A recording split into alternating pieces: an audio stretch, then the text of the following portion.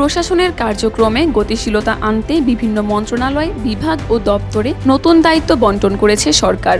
উপসচিব, senior সহকারী সচিব ও সহকারী সচিব পদমর্যাদার মোট ৮ কর্মকর্তাকে বদলি ও নতুন পদে পদায়ন করা হয়েছে।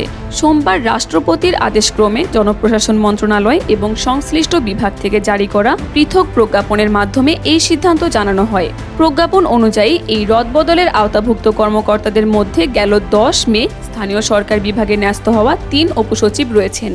নির্ধারিত সময়ের মধ্যে নতুন কর্মস্থলে যোগদান না করায় তাদের কঠোর আলটিমেটাম দিয়েছে সরকার। আগামী ১১ জুন ২০২৬ তারিখের মধ্যে তাদের বর্তমান কর্মস্থল থেকে অবমুক্ত হয়ে নতুন কর্মস্থলে যোগদানের নির্দেশ দেওয়া হয়েছে।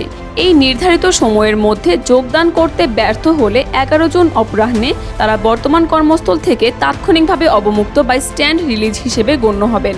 জনপ্রশাসন মন্ত্রণালয়ের পৃথক আদেশগুলোতে জানানো হয়, মাঠ পর্যায়ের জেলা প্রশাসকের কার্যালয়, সিটি কর্পোরেশনের প্রধান নির্বাহী কর্মকর্তা এবং বিভিন্ন গুরুত্বপূর্ণ মন্ত্রণালয়ের নীতি নির্ধারণী উইংয়ে এই কর্মকর্তাদের স্থলাভিষিক্ত করা হয়েছে। রদবদল হওয়া কর্মকর্তাদের মধ্যে ৪ জন উপসচিব, ১ জন সিনিয়র সহকারী সচিব এবং ক্যাডার বহির্ভূত সহকারী সচিব পদমর্যাদার ৩ জন কর্মকর্তা রয়েছেন।